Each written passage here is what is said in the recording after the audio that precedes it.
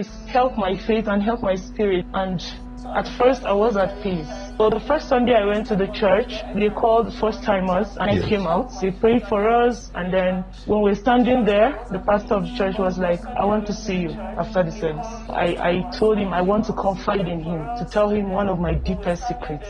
He prayed with me and told me I shouldn't feel guilty at all of what I've done before. So I said, okay, thank you so much, sir. The second time was when I went back. And then when I went back, he said I should meet him at the office. So I entered the office, he gave me water to drink. All of a sudden, I started feeling dizzy. I started feeling dizzy. I felt like I was sleepy, but I wasn't sleepy when I was coming. So what happened? Is this the pastor or someone else? No, the pastor. The pastor. So they started telling me, do you know you're a beautiful lady, you have a very good body structure, every man will want to come close. I wish I knew you before now. And I know I'm married, but then, like, do you mind if you can be more closer to me, like, be a friend? And I told him, sir, you're my father. I said, no. And then I stepped out.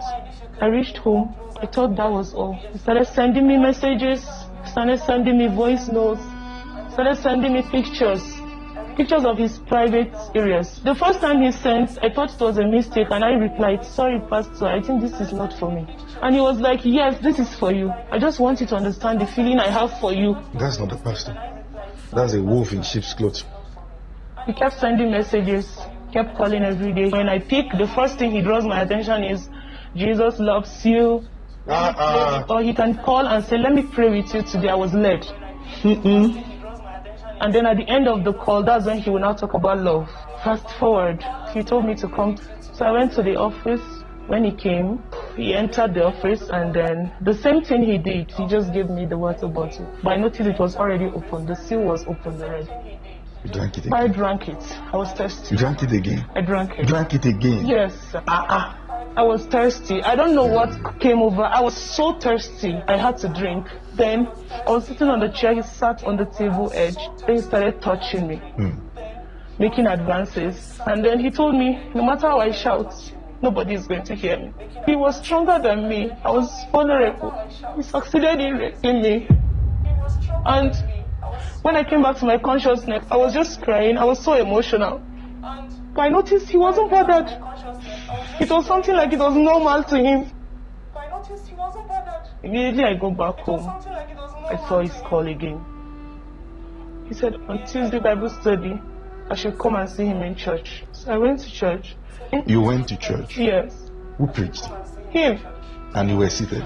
I was seated. And he was seeing you? He was seeing me. And he preached? He preached. What was the topic that day? He was preaching on how some pastors fall, luring other ladies, and how the spiritual life of the lady are not really strong.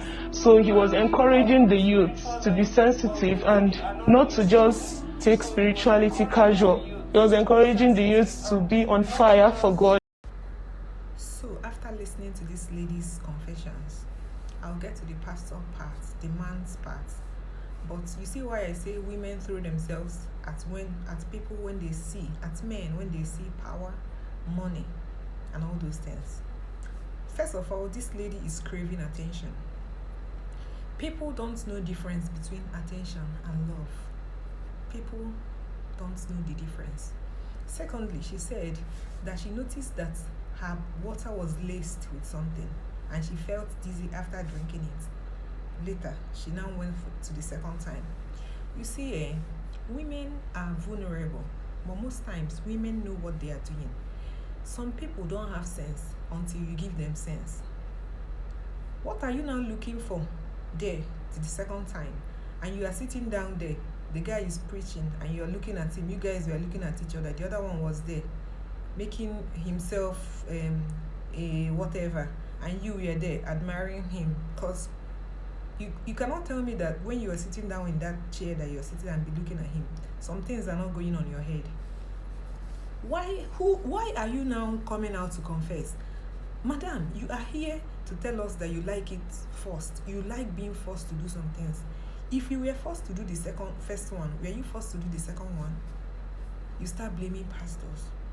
Yes, pastors on their own part are taking advantage of women throwing themselves at them. If you don't know it today. Baltesa Egonga have trended, and he will still trend, and he will still collect. Didn't you ask yourself why he was able to get all those women? Women throw themselves at men when they know that these men want money, have money and power. So they feel attracted to this kind of people. Women see money as attraction. Women see power as attraction.